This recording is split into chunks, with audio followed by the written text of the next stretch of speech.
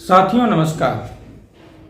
उत्तर प्रदेश में सरकार स्वास्थ्य, शिक्षा, रोजगार, महंगाई इन सभी मुद्दों पर विफल है। मुख्यमंत्री एक योगी हैं, सन्यासी हैं, जिनको गृहस्थ से कोई मतलब नहीं। जहां एक तरफ लोग अपना खर्च नहीं चला पा रहे हैं, अपने बच्चों की फीस नहीं दे पा रहे हैं, शिक्षा व्यवस्था हाशिए पर चली गई है। एक असर की रिपोर्ट आई जिसमें ये कहा गया है कि 5वीं के बच्चे तीसरी का मैथमेटिक्स नहीं लगा पा रहे हैं और 8वीं के बच्चे 5वीं की। मतलब क्या है, सरकारी शिक्षा व्यवस्था पूरी तरीके से ध्वस्त हो चुकी है। शिक्षकों की भारी कमी है। वहीं पिछले शासनकाल में 17 से 22 में योगी सरकार ने लगभग 17,000 विद्यालयों को बंद कर दिया। कंपोजिट विद्यालय के नाम पे विद्यालयों का एकीकरण हुआ और शिक्षकों की भारी कमी। अब इस बात को समझिए कि कंपोजिट विद्यालय में जो 8वीं का टीचर है या जूनियर 5वीं से 8वीं के टीचर हैं, वो कक्षा 1 से 5वीं के बच्चों को नहीं पढ़ा सकते हैं, क्योंकि उनका पढ़ाने का तरीका जो है वो अलग होता है। और अगर वो पढ़ाते हैं तो बच्चों को उस तरीके से समझ नहीं आता है।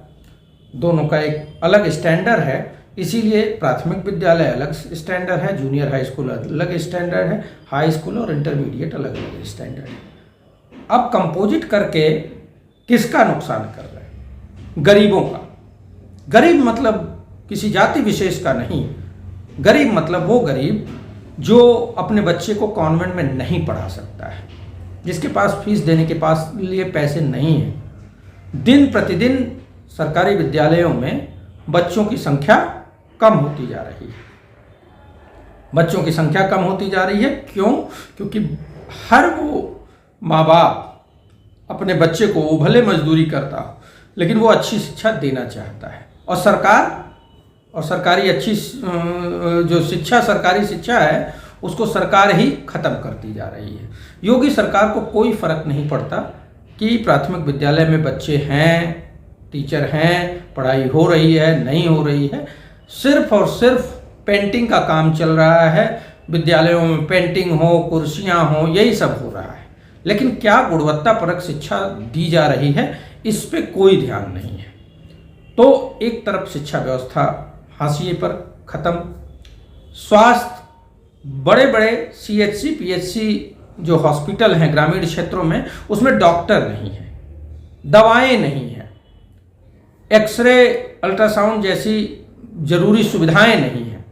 अब इस पे जहां जनता अगर इस पे चर्चा करेगी तो सरकार की विफलता साफ साफ नजर आएगी। सरकार की विफलता नजर ना आए, इसके लिए योगी सरकार और उस सत्ताधारी दल भाजपा के लोग, विश्व हिंदू परिषद, RSS जो उसके आनुषंगिक संगठन हैं, वो सब धार्मिक उन्माद की बात करते हैं, धार्मिक ध्रुवीकरण की बात करते हैं, हिंदू एक हो जाओ जैसे नारे देते हैं, बटोगे तो कटोगे का नारे देते हैं। कहते हैं कि बांग्लादेश जैसा हश्र हो जाएगा। अरे बांग्लादेश जैसा काहे हश्र होता है? अरे मणिपुर जैसा हश्र हो जाएगा कहिए, क्योंकि मणिपुर भी देश का अभिन्न अंग है। और मणिपुर की जो बुरी स्थिति है आज के समय में, उस पर चर्चा ही नहीं होगी। तो मणिपुर कहने से शर्माने वाले हे हिंदुओं, मैं आपसे ये कहता हूं कि बांग्लादेश का उदाहरण मत दीजिए।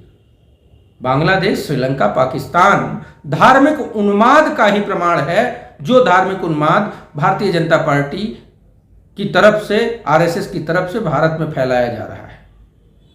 धीरेन्द्र शास्त्री, प्रदीप मिश्रा, इस टाइप के अनेकों धर्माचार्य हैं, रामभद्राचार्य जैसे लोग हैं, जो कि देश में सिर्फ धार्मिक चर्चा चाहते हैं।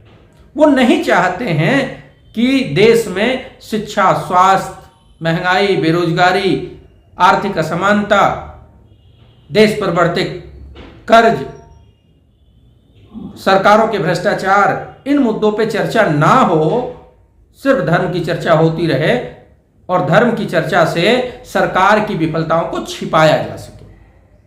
अब इन बातों पे गरीबों को चिंतन करने की आवश्यकता है कि उनके बच्चों का हक छीनकर, दलित, वंचित, शोषित, पिछड़े, SC, ST, OBC के आरक्षण को छीनकर जिस योगी सरकार ने धनाढ्य लोगों को, अमीरों को हक दे दिया, उनका आरक्षण छीन लिया। अब उस मुद्दे को हटाना है तो धार्मिक ध्रुवीकरण की बात करेंगे। धीरेन्द्र शास्त्री कहते हैं जाति भेद नहीं है, सब हिंदू हैं। अरे सब हिंदू हैं तो उसी हिंदू के एक तबके का हक छीन के उस अमीर तबके को क्यों दिया जा रहा है? धीरेन्द्र शास्त्री ये भी बता दें। तो धीरेन्द्र शास्त्री जो लोगों के चंदे पे, लोगों के दान पे 5 स्टार कल्चर की जिंदगी जी रहे हैं, राजा बने हुए हैं, उनको क्या फर्क पड़ना है? चाहे वो गरीबों का हक छीना जाए तो क्या फर्क पड़ना है, महंगाई चरम पे हो जाए तो क्या फर्क पड़ना है, उनको कौन सा मेहनत मजदूरी करके अपना जीवन यापन करना है। लेकिन गरीब आदमी अपनी मेहनत मजदूरी, छोटी छोटी नौकरियां, छोटे छोटे खेतों के किसान ये मेहनत से कमाते हैं और उनको अपने बच्चों के भविष्य की चिंता है। तो जहां एक तरफ विपक्ष इंडिया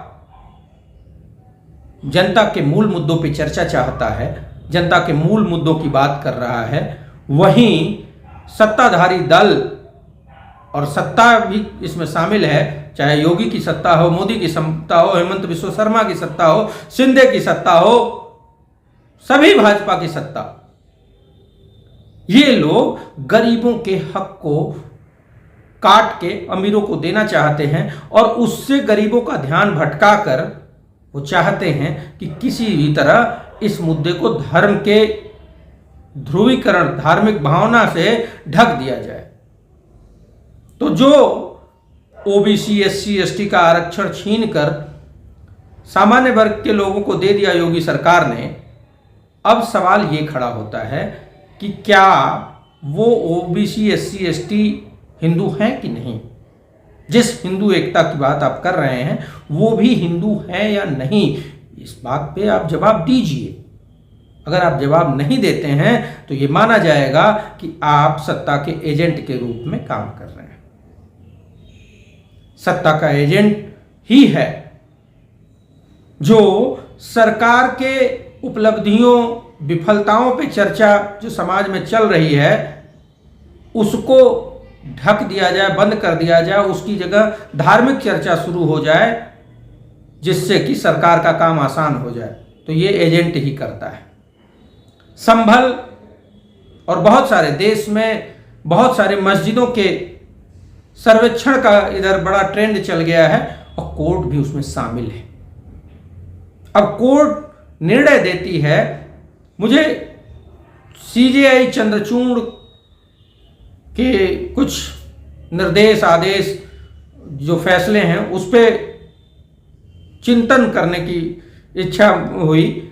मुझे ये समझ आया कि एक तरफ जहां सीजेआई चंद्रचूड़ कहते हैं कि प्लेसेस ऑफ वर्शिप एक्ट, जो उपासना स्थल का कानून है, उसका सम्मान होना चाहिए, वहीं दूसरी तरफ वो याचिकाओं को हाई कोर्ट को भेज देते हैं और हाई कोर्ट कहता है कि सर्वेक्षण हो सकता है।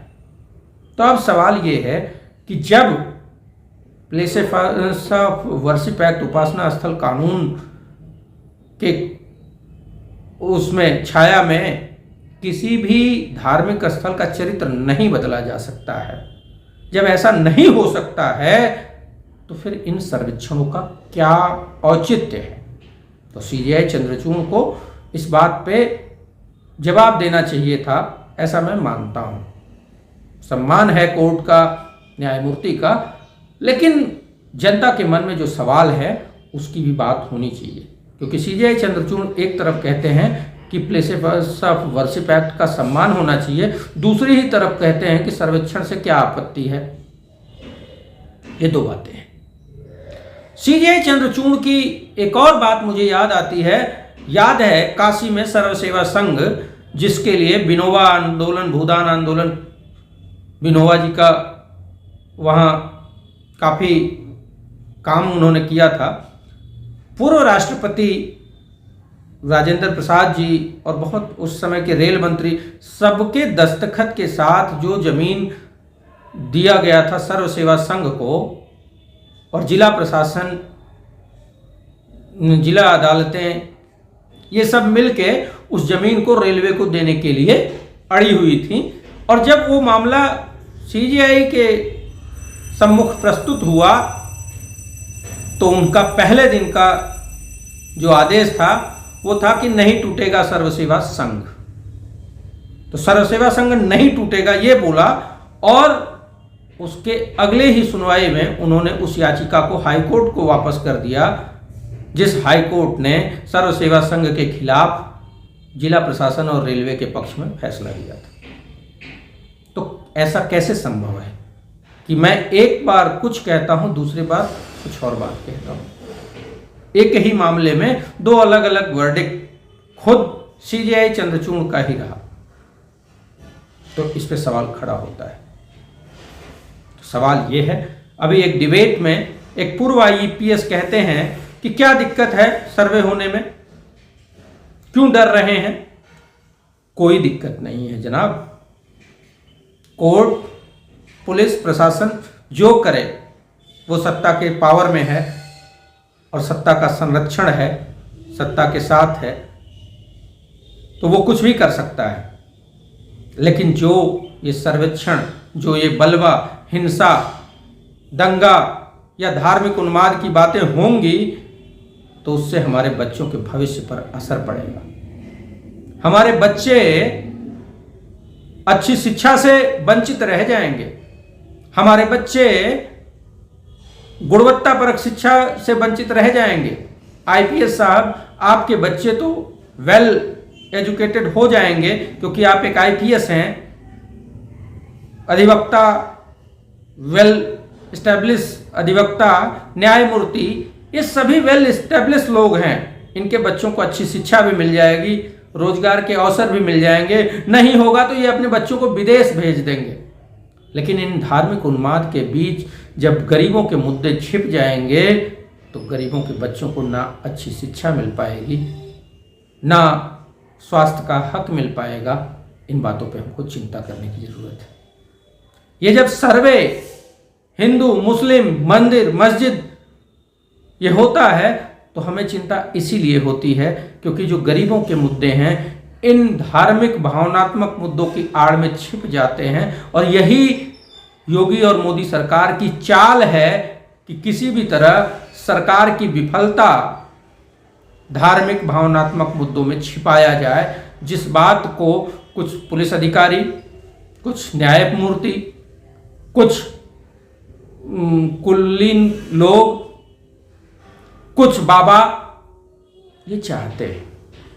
इससे फायदा सत्ता का होना है और नुकसान गरीब का होना है। तो हमको चिंतन करने की आवश्यकता है कि गरीब अपने हक के लिए एकजुट हो, वो ज़्यादा जरूरी है, ना कि सत्ता के समर्थन में खड़े होने वाले उन धार्मिक बाबाओं, आकाओं के साथ खड़ी हो। जनता को एकजुट होने की ज़रूरत है, इंडिया के साथ खड़े होने की ज़रूरत है, अपने भविष्य, बच्चों के भविष्य के साथ खड़े होने की ज़रूरत है। धन्यवाद। जय हिंद, जय विश्वनाथ।